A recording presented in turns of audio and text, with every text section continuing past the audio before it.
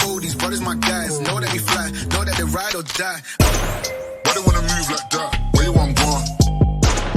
Why you want act like that? Where you play? Good morning दोस्तों, MIA learning zone में आपका स्वागत है। दोस्तों, आज की इस वीडियो में हम यूक्लिड विभाजन एल्गोरिथम के बारे में पढ़ेंगे। इससे पहले दोस्तों, अगर आप हमारे चैनल पर नए हैं तो सब्सक्राइब करना ना भूलें।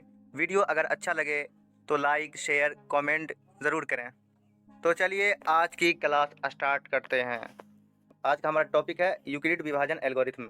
इसको अंग्रेजी में यूक्लिड एल्गोरिथम लेमा कहते हैं, LEMMA लेमा। उससे पहले हम आज के कुछ मुख्य बिंदु पर विचार कर लें। यूक्लिड विभाजन एल्गोरिथम को समझने से पहले कुछ मुख्य बिंदु को समझ लेना चाहिए। इससे यूक्लिड विभाजन एल्गोरिथम को समझना आसान होगा। पहला है कि एल्गोरिथम क्या होता है। तो सुपरिभाषित चरणों की ऐसी श्रृंखला, सुपरिभाषित चरणों की ऐसी श्रृंखला, सुपरिभाषित चरणों की ऐसी श्रृंखला जिसका प्रयोग एक विशेष प्रकार की समस्या को हल करने में की जाती है। एल्गोरिथम एक सुपरिभाषित चरणों की श्रृंखला होती है और इसका प्रयोग एक विशेष प्रकार की समस्या को हल करने में किया जाता है। अब एल्गोरिथम जो है, शब्द एल्गोरिथम 9वीं शताब्दी के फारसी गणितज्ञ, जो महान गणितज्ञ थे, अल-ख्वारिज़मी के नाम से लिया गया है। वास्तव में शब्द अलजेब्रा भी इन्हीं की लिखित पुस्तक, एक मशहूर पुस्तक है, हिसाब अल जबर व अल मुकाबला से लिया गया है। एल्गोरिथम शब्द जो है अल-ख्वारिज़मी के नाम से लिया गया है और अलजेब्रा भी उन्हीं की एक प्रसिद्ध पुस्तक हिसाब अल जबर व अल मुकाबला से लिया गया है। अब हम परिमिका के बारे में बात करते हैं। परिमिका जो है एक सिद्ध किया हुआ कथन होता है और इसका प्रयोग जो है अन्य कथन को सिद्ध करने में किया जाता है। परिमिका क्या होता है? परिमिका एक सिद्ध किया हुआ कथन होता है और इसका प्रयोग अन्य कथन को सिद्ध करने में किया जाता है। तो अब हम बात करते हैं यूक्लिड विभाजन परिमिका अर्थात यूक्लिड विभाजन एल्गोरिथम। तो यूक्लिड विभाजन एल्गोरिथम के अनुसार प्रत्येक धनात्मक पूर्णांक a को किसी अन्य धनात्मक पूर्णांक b से इस प्रकार विभाजित किया जाता है कि शेषफल 0 बचे या उससे कम या b से कम प्राप्त हो। कहने का मतलब, किसी धनात्मक पूर्णांक a को किसी अन्य धनात्मक पूर्णांक b से इस प्रकार विभाजित किया जाता है कि शेषफल r बचे या 0 बचे, 0 या b से कुछ कम बचे। अभी कुछ समझ में आएगा, इसका एग्जांपल देख लेते हैं। जैसे एग्जांपल है कि यहाँ a है, a को हम भाग देंगे किससे? b से भाग देंगे। तो a को b से भाग देने पर क्या आएगा? यहाँ भागफल q आएगा और शेषफल घटाने पर क्या आएगा? r आएगा। r का वैल्यू क्या होगा? 0 हो सकता है या फिर b से कम होगा, b से कम होगा। जैसे यहाँ दिया हुआ है अर्थात a = bq + r, जहाँ r का वैल्यू क्या होगा? 0 के बराबर या 0 से बड़ा लेकिन b से छोटा। इसका मतलब क्या हो गया? r का वैल्यू क्या होगा? यहाँ पर r का वैल्यू होगा 0 से बड़ा या 0 के बराबर और लेकिन b से छोटा। और यहाँ पे a बराबर भाज्य है, जिसमें भाग देते हैं उसे भाज्य कहते हैं, और b क्या है? भाजक है, जिससे भाग दे रहे हैं वो भाजक हो गया, और q क्या है? भागफल है, जो प्राप्त होता है वो भागफल हो गया, और क्या r क्या है? शेषफल है, जो बच जाए वो शेषफल हो गया। तो इस प्रकार से r का वैल्यू क्या होगा? r का वैल्यू 0 के बराबर या 0 से बड़ा लेकिन b से छोटा होगा, तो इस प्रकार से हमें एक फार्मूला प्राप्त होता है। वो फार्मूला क्या है? वो फार्मूला ये है कि भाज्य बराबर भाजक गुना भागफल प्लस शेषफल। मतलब यही है, a बराबर bq + r। जो फार्मूला ये है उसी को हिंदी में इस तरह से लिखा गया है, भाज्य बराबर भाजक गुना भागफल प्लस शेषफल। अब इसका एक एग्जांपल है, क्वेश्चन है कि यूक्लिड विभाजन एल्गोरिथम का प्रयोग करके 135 और 225 का मोसो मतलब HCF ज्ञात करें। हमें क्या करना है? क्वेश्चन क्या कह रहा है? क्वेश्चन कह रहा है कि 135 और 225 का HCF ज्ञात करना है। कैसे? तो यूक्लिड विभाजन एल्गोरिथम का प्रयोग करके 135 और 225 का HCF ज्ञात करना है यूक्लिड विभाजन एल्गोरिथम के द्वारा।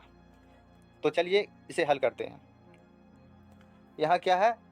यहाँ 225 बड़ा है, 135 छोटा है। तो इस प्रकार से हम क्या करेंगे? 135 से भाग देंगे 225 में, छोटी संख्या से बड़ी संख्या में भाग देंगे। इस दोनों में कौन छोटा है? 135 छोटा है, इसलिए 135 से 225 में भाग देंगे।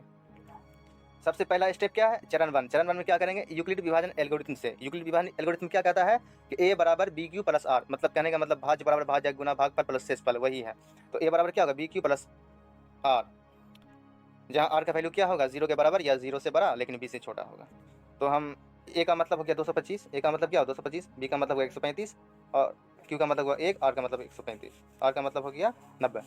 तो यहाँ पर भाग देकर देखते हैं, तो हम भाग देकर देखते हैं तो ये एक बार में खाएगा, 135 एक बार में खाएगा, तो एक यहाँ लिखेंगे और यहाँ 135 लिखेंगे। घटाने पे 5 में 5 गया 0, 2 में 3 नहीं जाएगा, 5 चलेंगे, 12 में 3 गया 9, तो 90 बच गया। एक में एक जाएगा 0 कट जाएगा फिर। तो इस तरह से यहाँ शेषफल क्या बचा, यहाँ शेषफल 90 बचा। तो हम क्या लिखेंगे अब, तो इस प्रकार 225 बराबर क्या हुआ, 135 गुना 1 प्लस 90, 90 जो शेषफल बच गया। अब चरण, क्योंकि यहाँ शेषफल 0 बचेगा, अगर 0 शेषफल बचेगा तो हमारा प्रोसेस खत्म हो जाएगा। यहाँ शेषफल 0 नहीं बचा है, तो जब तक शेषफल 0 न बचे हम इस तरह से भाग की प्रक्रिया को जारी रखेंगे। अब हम चरण 2 अपनाएंगे, क्योंकि यहाँ शेषफल 90 प्राप्त हुआ जो 0 के बराबर नहीं है, इसलिए 90 और 135 के बीच फिर से यूक्लिड विभाजन परिमेयिका का प्रयोग करेंगे। तो यहाँ पर 135 में 90 से भाग करने पर, तो 90 से भाग देंगे, एक बार में खाएगा या 90 आएगा, तो घटाएंगे तो क्या आएगा, 45 आएगा। शेषफल यहाँ पर 45 बचेगा। तो इस प्रकार यूक्लिड विभाजन परिमेयिका से हम देखते हैं कि 145 का क्या हो जाएगा, 90 गुना 1 प्लस 45। चूँकि यहाँ पर शेषफल 45 प्राप्त हुआ जो 0 नहीं है, तो इस प्रकार हम इस प्रोसेस को जारी रखेंगे। अब अगला प्रोसेस होगा चरण 3।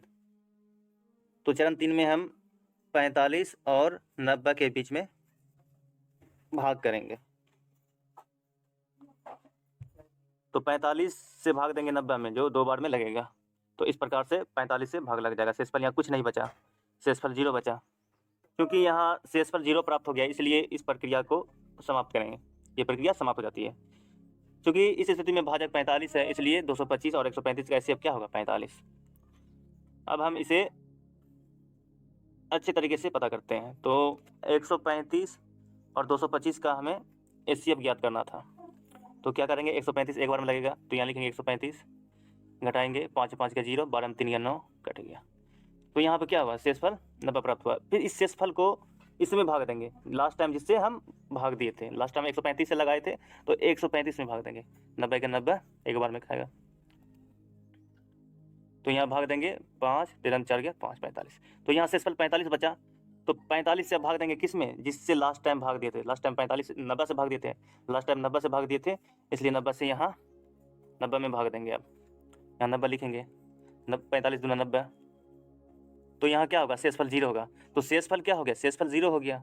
तो शेषफल 0 होने पर क्या होगा, तो शेषफल 0 होने पर इसका एचसीएफ क्या होगा, तो इसका एचसीएफ क्या होगा, इसका एचसीएफ क्या होगा, 45 होगा। क्यों, क्योंकि लास्ट टाइम 45 से भाग लगाए हैं, इसलिए 45 इसका एचसीएफ हो जाएगा।